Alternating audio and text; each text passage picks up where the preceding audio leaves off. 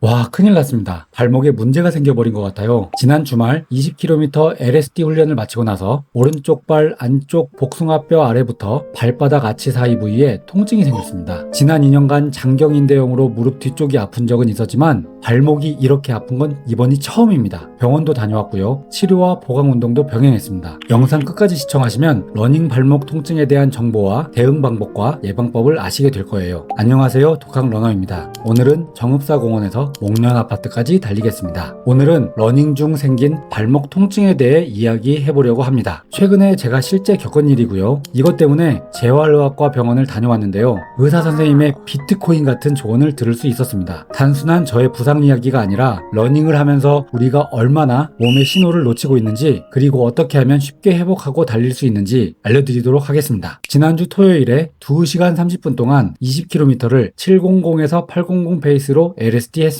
5주 앞으로 다가온 11월 2일 시모노세키 마라톤 대회를 준비하기 위해서 하는 첫 LSD였어요. 15km 지점부터 살짝 통증이 왔지만 견딜만 해서 나머지 5km를 느린 러닝으로 마무리 지었어요. 집으로 들어가는데 약간의 열감과 함께 오른발목 안쪽 복숭아뼈 아래에 통증이 느껴지는 거예요. 처음엔 단순한 피로라고 생각했어요. 따뜻한 물로 샤워를 하고 간단하게 스트레칭과 볼 마사지를 해주고 맨솔에담을 발라주었습니다. 그런데 통증이 가라앉지 않더라고요. 걷는 것도 부담스럽고 뛰는 건 더 힘들더라고요. 그래서 찾아보니 이 부위 통증은